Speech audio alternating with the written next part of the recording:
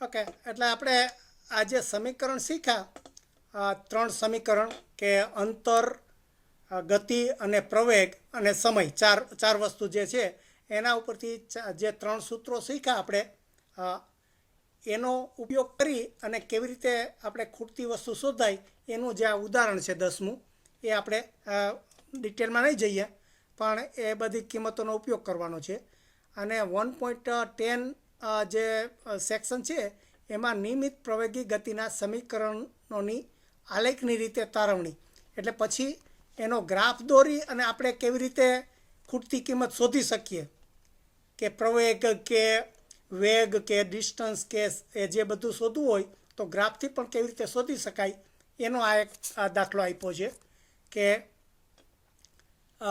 તમારે ડિસ્ટન્સ શોધવું હોય તો જો એનો વિસ્તાર કુલ એરિયા થાય, આપણે યુ અને ખાલી દોરું કે આવી રીતે ગ્રાફ હોય એમાં આ ગતિ આવી રીતે વધતી હોય, એટલે કે આ વેગ સામે આ સમયનો ગ્રાફ હોય અને અહીંયા આપણે આ યુ ગતિ હોય અને અંતે છેલ્લી વી ગતિ હોય, તો આનો જે વિસ્તાર થશે, આ જો તમે એરિયા માપો ગણિતની રીતે તો એ તમારે અંતર એનાથી મળશે, સમય. એટલે ટૂંકમાં આને બે ભાગ કરી નાખીએ આપણે આ ગ્રાફના, તો આ લંબચોરસ થાય, ઉપર ત્રિકોણ થાય.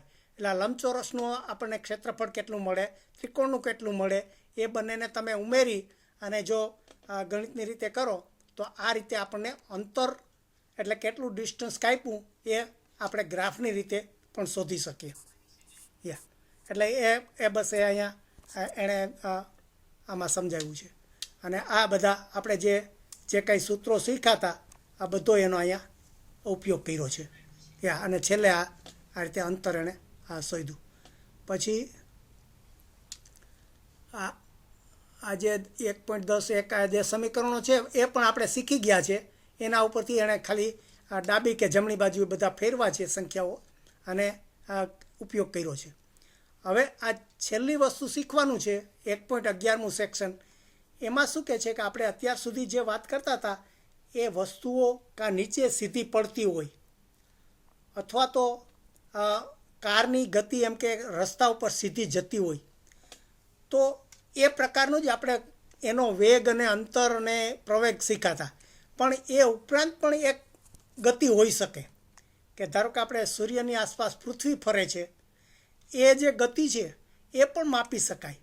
અને ખગોળશાસ્ત્રીઓ એ જ કરતા હોય છે. તમે નવા તારા શોધા, તમે સાંભળતા હો તો ઘણી વખત એક 13 વર્ષની છોકરીએ એક નવો ગ્રહ શોધી કાઢ્યો. તો કેવી રીતે આપણે લાખો કરોડો તારા હોય એમાં એમ કે આ નવો તારો છે એમ ખબર કેવી રીતે પડે?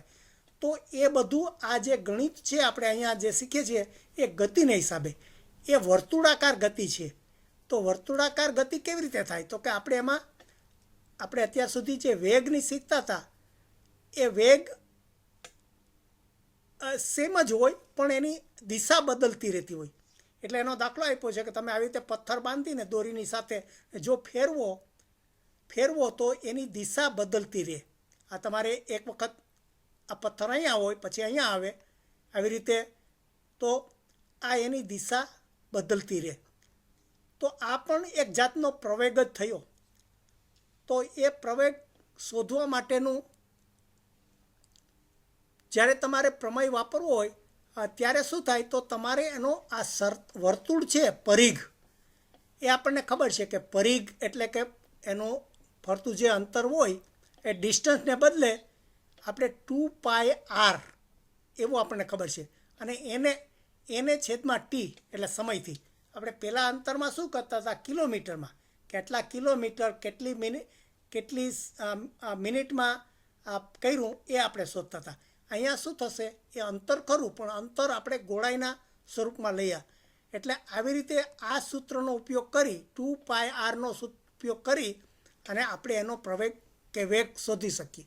એટલે વી એટલે વેગ, એટલે આ એનો વી વેલોસિટી, એ રીતે આપણે શોધી શકીએ. અને આનો પણ ખગોળશાસ્ત્રમાં મોટો ઉપયોગ થતો હોય છે, એટલે વર્તુળાકાર ગતિનો. એટલે આપણે કીધું ને કે ખાલી જ્યારે વેલોસિટીની વાત કરીએ, આપણે ઝડપ કહીએ ત્યારે ઝડપમાં દિશાનું ન હોય, પણ વેગની વાત કરીએ ત્યારે વેગ એ દિશા સાથે અંતરની વાત કરવાની હોય છે. એટલે અહીંયા આપણે દિશા બદલતી હોય અને જે વર્તુળાકાર ફરતી હોય એના પણ આ રીતે આપણે સૂત્રો ઉપયોગ કરી શકીએ. એટલે આ બસ એના માટે આ બીજી પ્રવૃત્તિ આપી છે. તમને થોડા દાખલા આપ્યા છે કે એનો રેડિયસ કેટલી છે, પૃથ્વીના કેન્દ્રથી એટલે આવેલી વસ્તુ છે, એટલે કે એની આર થયો, અને એની ઝડપ કેવી રીતે આપણે શોધી આ એનો ઉપયોગ કર્યો છે. એટલે ખાલી બતાવવામાં. અને પછી આપણે આજે આ બધી જે વસ્તુઓ શીખ્યા એનો સારાંશ આપી દીધો કે ભાઈ સ્થળ ફરતું હોય, ગતિ ક્યારે આવે, એક જગ્યાએથી વસ્તુ બીજી જગ્યાએ ત્યારે, પછી નિયમિત ગતિ કોને કહેવાય, અનિયમિત ગતિ કોને કહેવાય, પછી ગતિ અને વેગમાં તફાવત શું છે, પછી વેગ ઉપરથી પ્રવેગ કેવી રીતે શોધાય, અને પછી આ જે બધા આપણે ગતિ અને પ્રવેગ અને અંતર એ બધાના આપણે 3 સૂત્રો શીખાય આવ્યું છે. અને પછી આ એમ કે દિશા બદલતી હોય, એટલે આવી રીતે આપણે આખા ચેપ્ટરનો સારાંશ અહીંયા આવી ગયો છે. પણ ફરીથી આપણે ક્લાસમાં આ જે કાંઈ વસ્તુ ક્લિયર ન હોય કે બાકી રહી ગઈ હોય આપણે સમજાવશું.